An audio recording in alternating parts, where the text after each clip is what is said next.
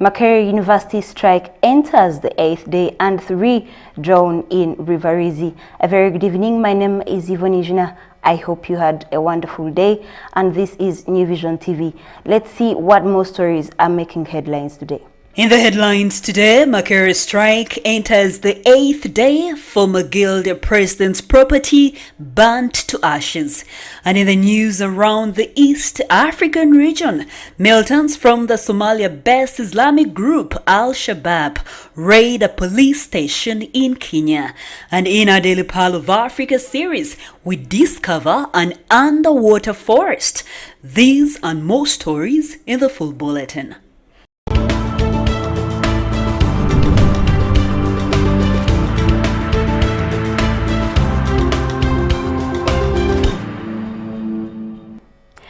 A very good evening once again. We are broadcasting live from the New Vision newsroom. Now, despite talks between the student leaders and the university administration to end the strike that started last week over the 15% tuition increment, there is no change registered at the oldest university in the country. The strike has entered the 8th day, and in Chikoni, a surrounding village at the university, students carried a coffin to represent the death roaming around the campus. Rioting students have burnt down property belonging to the former guild president, Papa Were Salim, who signed the 15% tuition increment policy. According to an eyewitness, Marvin John Ayebade, a second-year student of land surveying and a resident of Nsibira Hall, students broke into Were's room and looted his property, including a television, sofa set, bed cover, and all the other most valuable things.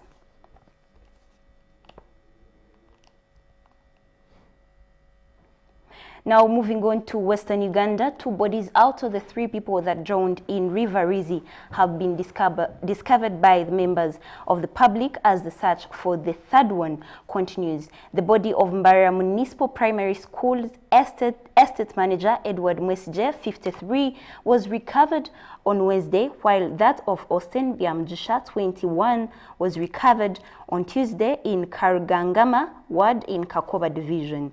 According to sources, Byamjisha and a colleague drowned while trying to save Mwesije, a father of 5, whose daughter graduated over the weekend with a law degree from Bishop Stewart University.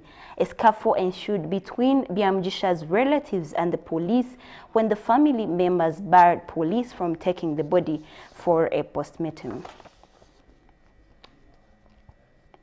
Now, in Uganda, over 12,000 students will be sitting their primary leaving examinations in Uganda municipality next week. However, the local leadership is already worried that with no USE secondary school and the exorbitant fees charged by private schools, some of the students may not proceed to secondary school. According to the mayor, Iganga municipality, David Balaba, majority of the girls and boys who will sit for their primary leaving examinations this year may end up engaging in unsocial behaviors. He made the remarks at the joint commissioning service of the PLE candidates from various schools at Iganga Municipal Council offices, presided over by Reverend James Casio and Sheikh Ali Matisadi. The Uganda Certificate of Education Invigilator at St. Barnabas Secondary School in Karijanga in Kamuganguzi Sub-County in Kabale District on Tuesday was founded in her rented room. The deceased has been identified as Sarah Aibazibwe, a physics and math teacher at Janan Luwu Memorial School located in Kamuganguzi Sub-County. Aibazibwe is a resident of Muyende Parish in Buhara Sub-County in Kabale District. She also has been a second-year student at Bishop Barham University College in Kabale District. The Kigezi Region Police spokesperson Eli Mate says the deceased body was taken to Kabale Regional Referral Hospital for a postmortem.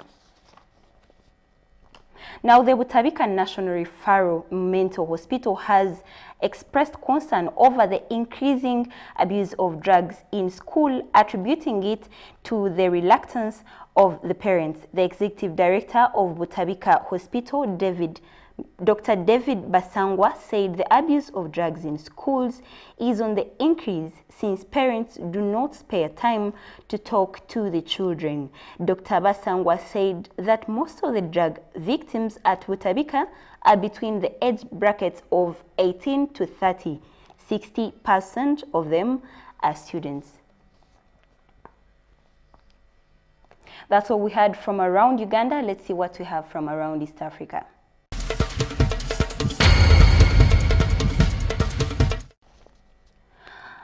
Militants from the Somali-based Islamist group Al-Shabaab raided a police station in Kenya's northeastern region of Wajir, the Daily Nation newspaper reported. The militants attacked Dadajabula police station in Wajir South on Wednesday with heavy artillery, including rocket-propelled grenades, the newspaper reports.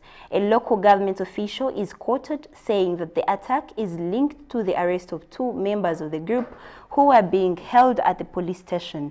The 2 militants in police custody were killed in a gunfight, while 2 police officers and a reservist were injured, the newspaper reports. Dar es Salaam residents are digging deeper into their pockets to buy maize flour. A survey carried out by the East African found that in most shops in Dar es Salaam suburbs, the average cost of a retail price of 1 kilogram of maize flour ranges between 1,500 Tanzanian shillings, that's about $0.6 and 1,000 Tanzanian shillings, and that's about $0.4 in the previous quarter of this year. Data from the National Bureau of Statistics show that in rural areas, the current retail price of maize flour consumed by the majority of citizens has slightly increased by an average rate of between 800 Tanzanian shillings to 950 Tanzanian shillings, and that's between $0.3 and 0.4. Over to South Sudan. South Sudan's main opposition accused the government on Wednesday for failing to push through a peace deal and called for a 6-month delay in the formation of a unity administration, casting a shadow over efforts to end years of fighting. The spokesperson for former rebel leader Riek Machar said he did not believe he would be able to join a unity government on November 12th. A deadline agreed in September after months of talks, broken ceasefires, and pressure from the United Nations, the United States, as well as other regional powers. According to Reuters, President Salva Kiir did not directly address the comments from Machar's camp. He said all parties to the agreement had committed to forming the unity government on November 12th, and the international community expected that to happen.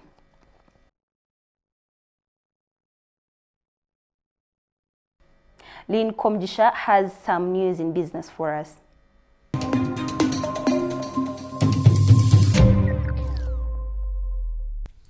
In business tonight, the World Bank's Doing Business Ranking 2020 puts Uganda in position 12 in sub-Saharan Africa, behind top performers Mauritius, Rwanda, Kenya, South Africa and Zambia respectively.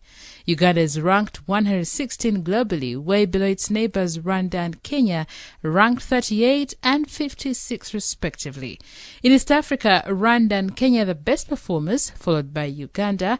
And according to the latest study, which measures the ease of doing business in countries, 115 economies implemented 294 business regulatory reforms across 10 areas. Paul Busharizi, our business analyst, weighs in. Last year it was 127. Last year it was. Now it is 116. It had fallen from 122. So we're actually... So what's happening? We're doing well. We're doing better. Oh, we are now 116. Yes. Up from 127. 127. Well, this is good news, but we still have a long way to go. Absolutely. What is not being done? I think obviously there's a lot of bureaucratic red tape that has to be cut in Uganda, because the ease of doing business basically measures things like how quickly can you register your company, how much time do you spend preparing your taxes, Right. how easy is it to close your company, how easy is it to pay for utilities. If I want to pay for power, does it take a long time waiting in lines and all that kind of business? So the idea being that if you can make it easy for businessmen to operate, then the economy can grow, because the wealth of nations are created by private sector businesses, not by governments. So are we in any way worried about this as an economy? We should be, because this ranking comes this measure comes out of 189 countries, 90, I think. Yes. 190 countries. So we're in the bottom half. Ideally, we should be like Rwanda and Mauritius in the top quarter, because I think that's where they are. Yeah. And it's particularly urgent for us because we need to create the jobs, we need to create the wealth to be taxed so that we can provide social services. So I think we're not, there's no, I get a sense, I could be wrong, that there's no real sense of urgency about our situation, you know. We just go with what goes. Yeah, we celebrate that we're 160. I mean, you're right, we should be kicking ourselves. But I think there are measures being, undertaken. No, absolutely. Like First one-stop center for registration of business. I know, absolutely. I mean, there's a lot of work being done. I think it's just I think one, we should not lose the impetus, the momentum, and two, many of these things will take some time to show. Some people have criticized the index as measuring maybe the wrong things, but I think the principle of making business easy, creating a business-friendly environment is key. That is something we should keep pushing for. Right. Thank you, Paul. You're welcome.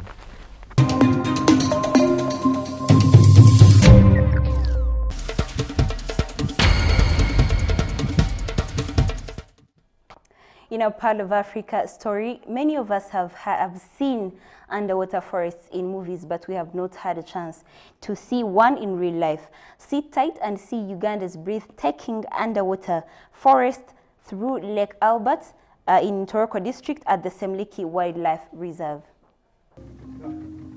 On the quest to discover the wonders on Lake Albert, these birds resting on the water lilies led us to what the tour guides called an underwater forest.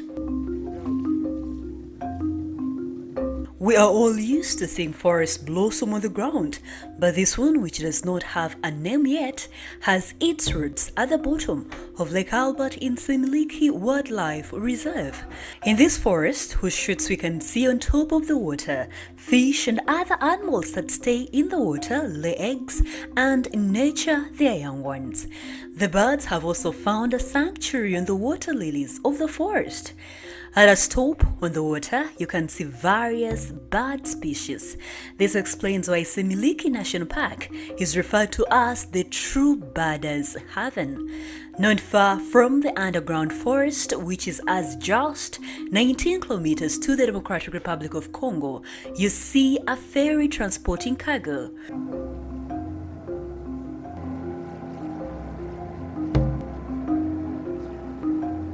On the shores of the lake are the famous hottest springs that are differentiated by sex. Quite a number of explorations you can catch up on when you take a trip through Fort Portal town to Toroko district in the western region of Uganda.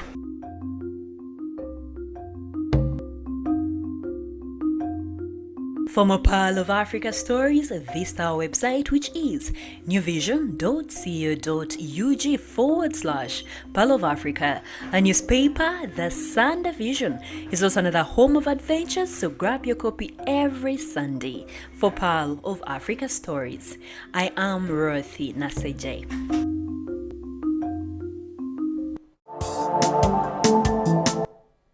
Thank you so much, Ruth Nasije. Now, in our special report, it's been 8 days since Makerere University students went on strike. The students were protesting against the 15% tuition increment by the university. The students were led by their guild representative, Councillor Molly Siperia Sastirabo, a fellow student doing psychology. The strike started as a peaceful demonstration and ended up attracting both the police and the army to calm down the rowdy students. Today, the New Vision TV takes you back to the different protests and strikes that have characterized the oldest university in the country.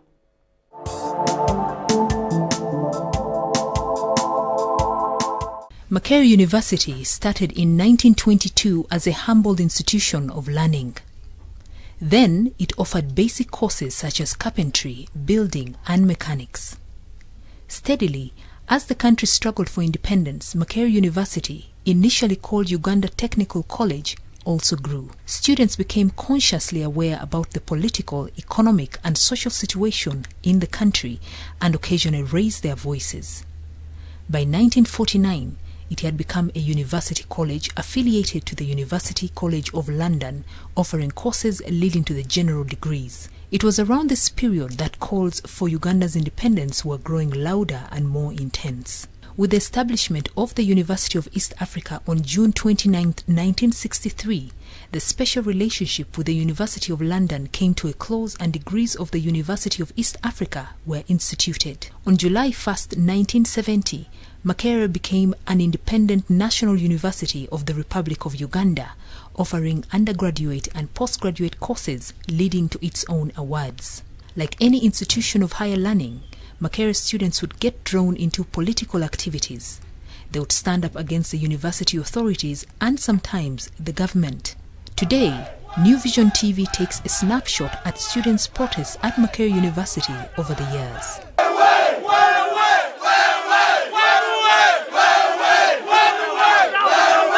During the pre-independence protests, there were some anti-colonial sentiments and riots about student welfare, especially food. At post-independence, they turned political, and in the 2000s, sometimes they were about student welfare, mostly fees and courses, blended with politics. But also, there were cases where the students would join the university staff on strike and demonstrate. By August 11, 1952, the discontent had been brewing at the university, and a group of students presented Bernard de Bunsen, the Makerere College principal, with a petition demanding better quality of the food. After a week's ultimatum, the students boycotted meals in protest of the bad food they were being served. They became rowdy and blocked those who wanted to go to the dining hall to eat. On August 20th, the college was closed. On September 19th, it was reopened and 6 ringleaders of the strike were expelled. Among them was Abu Mayanja, who would later emerge as a key figure in Uganda's politics. In August 1976, chaos broke out at Makerere University. Students took to the streets to protest the policies of the Idi Amin government and in particular the killing of their colleagues. The government responded by deploying troops to raid the university. Many students were arrested, tortured, and the female students were raped. In 1981, President Milton Obote banned the Students' Guild following protests by students who believed that the 1980 elections that had brought him into power were rigged. Several were arrested and detained for a while. Some fled the university and joined the National Resistance Army in the Luwero Triangle Bush War under Yoweri Museveni, then a rebel chief. In December 1990, students led by Guild President Norbert Mao rejected a Ministry of Education imposed Guild constitution. The abolition of allowances also formed the core of the student grievances. Students' demonstration on the campus went on for days, and on December 10th, 2 of them were shot dead by the police. In 1991, students held a strike over the scrapping of students' allowances. On March 4th, 1994, a decision by the Sports Administration to award a rugby game award to Mitchell Hall sparked demonstrations. The game had been between Lumumba and Mitchell Halls, and it was assumed that Lumumba had won the game and would take the title.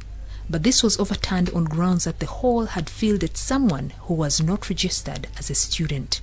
On May 10, 1994, students protested the introduction of cost sharing. 5 of them were arrested, which sparked off demonstrations. On October 24, 1996, riots broke out after the name of Northcote Hall was changed to Hall X. Northcote had been closed by the University Council after allegations that its residents had poisoned food meant for Africa and Livingstone Hall's joint celebrations on May 4th. 35 students, including Guild President Remy Stephen Galogithor, were expelled and over 30 others were arrested as riots rocked the university. On December 22, 2000, Makerere University students protested the murder of Roger Mugisha, a 23-year-old student who was stabbed multiple times and his body dumped near the entrance to Nsibirwa Hall. And on February 2, 2001, students rioted demanding better security on campus following the death of fellow student Alex Adigaremo. The 20-year-old had been shot by unknown assailants. The murder was the second in 2 months. On April 1, 2001, a riot broke out after Barbara Mwesigwa, a 22-year-old student, died from her injuries after being shot in her CCE complex room. On November 17, 2003, students protested a non-payment of allowances and the police responded with live bullets to counter the stone-throwing students. In November 2005, the Students' Guild declared a strike to protest the increase of fees for retakes. In November 2006, there was a strike by staff demanding that the government honors a pledge it had made in April 2004 for a salary increment. The cause of the strike was purely related to staff welfare. In November 2007, the university shut down for up to 2 months as lecturers laid down their tools over pay. The students turned rowdy over their failure to study. Management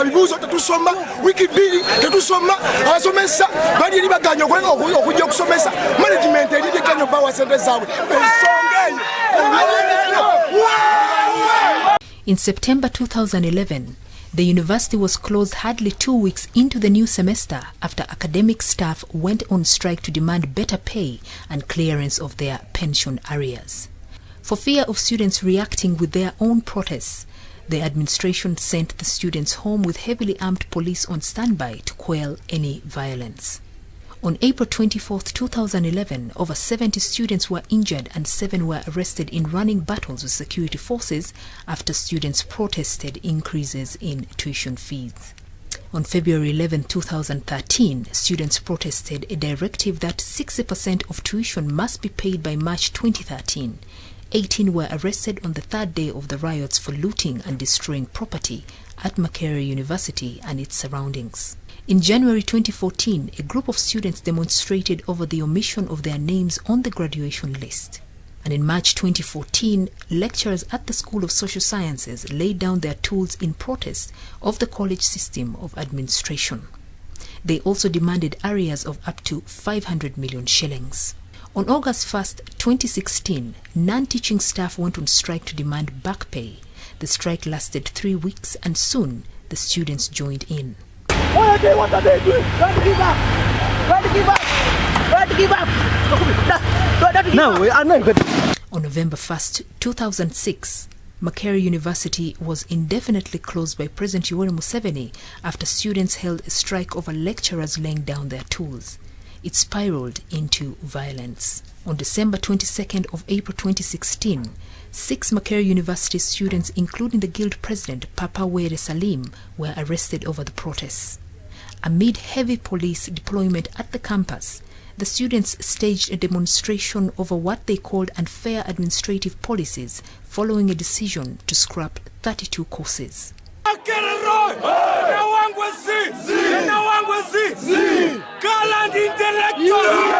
38 years later, the strikes continue, and on October 23rd this year, over 30 students were arrested as the army and police on Wednesday foiled a strike by students who were protesting a 15% tuition increment.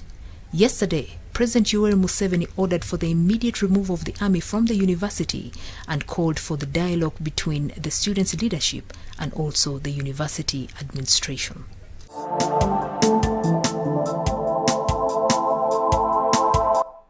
We are hoping that those differences are sorted out very soon so that students resume with their studies. You have been such a good audience. We are glad you decided to watch New Vision TV. My name is Yvonne Njuna once again. May God bless you and have a good night.